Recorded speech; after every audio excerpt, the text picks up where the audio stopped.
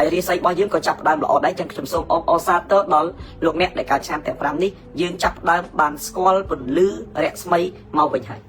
អញ្ចឹងឥឡូវនេះយើងលែងឆុងហើយអញ្ចឹងយើងធ្វើយ៉ាងម៉េចដើម្បីឲ្យឆ្នាំ2026យើងហេងយើងកាក់កបយើងរីកចម្រើនដើម្បីឲ្យឆ្នាំ2026យើងហេងកុំឲ្យជាប់នៅកំអែលកុំឲ្យជាប់នៅរឿងដែលអាក្រក់ដែលជាឆ្នាំប្រឡាក់ដែលបោកមិនជ្រះនៅក្នុងខ្លួនយើងកាលពីឆ្នាំ2025កន្លងទៅអារឿងអាក្រក់រឿងមិនល្អរឿងស្អីក៏ដោយឲ្យបោកវាជាឆ្អែតឲ្យវិនិច្ឆ័យសាបសូន្យដើម្បីយើងទទួលបានលៀបធំនៅក្នុងឆ្នាំ2026កុំឲ្យជួបរឿងអាក្រក់ទៀតវិធីសាស្ត្រគឺលោកគ្រូណែនាំឲ្យបងប្អូនទាំងអស់គ្នាត្រូវលាងសើចេញគ្រប់គ្នាឆ្នាំទាំង5ហ្នឹងឆ្នាំម្សាញ់ឆ្នាំកុលឆ្នាំវោកឆ្នាំខាលឆ្នាំរោហ្នឹងគឺចាំបាច់ត្រូវលាងសើចេញខ្ញុំសូមអបអរសាទរខ្ញុំសូមអបអរសាទរដល់បងប្អូនកូនក្មួយទាំងអស់ណាបាទដែលឆុងមករហូតតាំងពីឆ្នាំ2023 24 25ឆុងរហូតរកពេលវេលាណាស្រាកស្រានមិនបានអញ្ចឹងបងប្អូនកូនក្មួយខ្ញុំសូមអបអរសាទរចំពោះលោកអ្នកដែលកើតនៅឆ្នាំរោងអ្នកដែលកើតនៅឆ្នាំរោងចាប់ពីពេលនេះតទៅលែងឆុងហើយបាទអ្នកដែលកើតឆ្នាំរោងចាប់ពីពេលឥឡូវទៅលែងឆុងហើយពីព្រោះថាអ្នកដែលកើតឆ្នាំរោងជួបទុកជួបលំបាកជួបវេទនាមួយជីវិតបាទហើយឆុងកំពូលឆុងអ្នកកើតឆ្នាំរោងមិនឆុងតែមួយឆ្នាំដូចគេឆុងឡើង3 4 5ឆ្នាំឥឡូវអ្នកកើតឆ្នាំរោងហ្នឹងបើនៅឆុងតែមួយឆ្នាំទៀតណាតែជាអស់ជីវិតអស់ពលឹងហើយបើម្នាក់លែងមានកម្លាំងចិត្តបន្តទៅមុខហើយបើឈឺតែរហូតបើឆុងតែរហូតបើមានតែបញ្ហារហូតអ្នកកើតឆ្នាំរោងអញ្ចឹងអ្នកកើតឆ្នាំរោងលែងឆុងហើយចាប់ពីឥឡូវទៅគឺនឹងមានលៀបគឺនឹងមានជ័យគឺនឹងហេងអញ្ចឹងអ្នកដែលកើតឆ្នាំរោងខមមិនលេខសំណាងលេខ168អ្នកដែលកើតឆ្នាំរោងខមមិនលេខសំណាងលេខ168ចំណែកពណ៌សំណាងបងប្អូនប្រើពណ៌ស្លាទុំអ្នកកើតឆ្នាំរោងខមមិនលេខសំណាងលេខ168ពណ៌សំណាងពណ៌ស្លាទុំអ្នកដែលកើតឆ្នាំរោងចាប់ពីពេលនេះទៅយើងលែងឆុងហើយ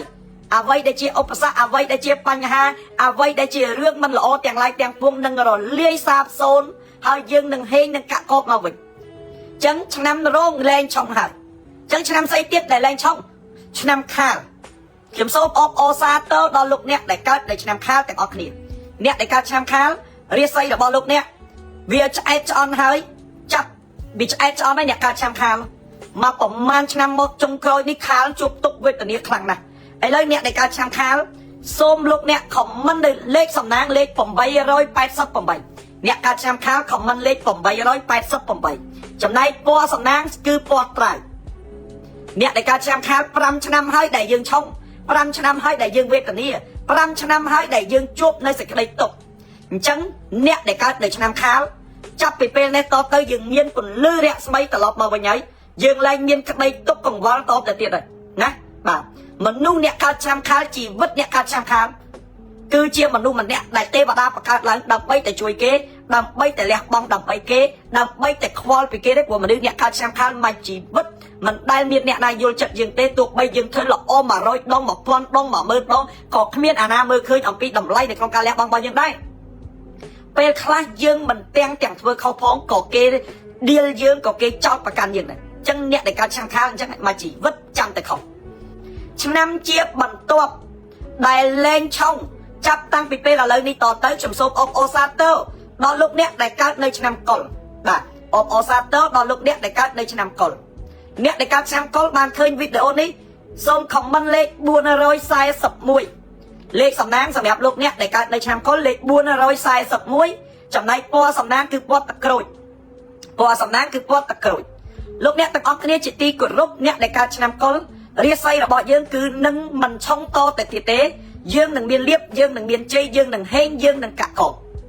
អញ្ចឹងអ្នកដែលកើតឆ្នាំកុលលាងសើចេញហើយកុំភ្លេចជាវខ្សែកបន្តោងប្រពែយុទ្ធភ័ក្រនិងផ្ទុះលៀបហើយខ្សែកបន្តោងប្រពែនេះមិនមែនចេះតែឃើញគេលក់ជាវទេណាត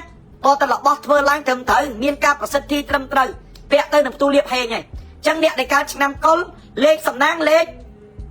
441លេខសំណាងលេខ441ពណ៌សំណាងពណ៌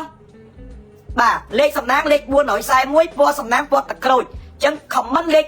441ហើយពាក់អាវពណ៌ទឹកក្រូចនាំលៀបនាំសំណាងទាំងអស់គ្នាសម្រាប់លោកអ្នកដែលកើតនៅឆ្នាំកុលបាទឆ្នាំដែលបន្ទាប់ដែលរាសីឡើងខ្លាំងលែងឆុងបន្តទៅទៀតសូមអបអរសាទរដល់លោកអ្នកដែលកើតនៅឆ្នាំវោកបាទ អ្នកកើតឆ្នាំវឹកគ្រាន់តែឮថារាសីឡើងលែងឆុងខ្ញុំរំភើបជំនួសបងប្អូនវត្តមកជីវិតប្រវត្តិសាស្ត្រអ្នកកើតឆ្នាំវឹកមិនដែលបានសនុកសុខស្រួលដូចគេផងឆុងរហូតមានរឿងរហូតមានបញ្ហារហូតអ្នកដែលកើតឆ្នាំវឹកខមមិនលេខ789បាទលេខ789គឺជាលេខនាំលៀបនាំសំណាងសម្រាប់លោកអ្នកដែលកើតនៅឆ្នាំវឹកបន្ទាប់មកទៀតឆ្នាំដែលលេខឆុងបន្តទៅទៀតឆ្នាំបសាញ់សូមអបអរដល់លោកអ្នកដែលកើតនៅឆ្នាំបសាញ់រាសីរបស់លោកអ្នកលែងឆុងហើយចាប់ផ្ដើមល្អហើយចឹងអ្នកដែលកើតឆ្នាំបសាញ់ខមមិនលេខសំណាងលេខ114ពណ៌សំណាងពណ៌ទឹកសមុទ្រណាអ្នកកើតឆ្នាំបសាញ់លែងឆុងហើយចាប់ពីថ្ងៃហ្នឹងទៅចឹងខមមិនលេខសំណាងលេខ114ពណ៌សំណាងពណ៌ទឹកសមុទ្រអ្នកកើតឆ្នាំបសាញ់នៅក្នុងឆ្នាំ2024នៅក្នុងឆ្នាំ2025សឹងអស់ជីវិតណាបងប្អូនអ្នកខ្លះរស់រៀនមានជីវិតមកដល់ពេលដែលស្ដាប់លោកគ្រូមហាជុំឡាយហ្នឹងមិនរស់ដោយសប្បាយរីករាយរស់ដោយកម្លាំងចិត្តអ្នកខ្លះលេលើបដើដោយសារវាចិត្តឈួតដោយសារវាជួបនៅឧបសគ្គវាជួបនៅបញ្ហាយ៉ាងច្រើនដែលឆ្នាំបសាញ់ហែលឆ្លងចឹងអ្នកដែលកើតឆ្នាំបសាញ់ហ្នឹងមកជីវិតរកសុខមិនបានស្គាល់ក្តីរំខានគ្រប់ពេលវេលាបានជួបស្នេហ៍ហើយកម្មតាមផ្ដន់ទាឲ្យខ្ញុំវេទនាម្លេះក្រៃមកជីវិតអ្នកកើតឆ្នាំបសាញ់បងប្អូនមិនដែលធ្វើឲ្យបានដូចចិត្តទេខកចិត្តរហូតហើយមកជីវិតអ្នកកើតឆ្នាំបសាញ់សុំតែសុខគេមិនឲ្យសុខទៀតសុំតែសុំយ៉ាងម៉េចខ្លួនមិនចង់ញ៉ាំតែទេគេឲ្យញ៉ាំតែអញផឹកតែអត់ចង់ស៊ីកាទៀវទេគេថាអញស៊ីកាទៀវអញស៊ីកាទៀវទៀត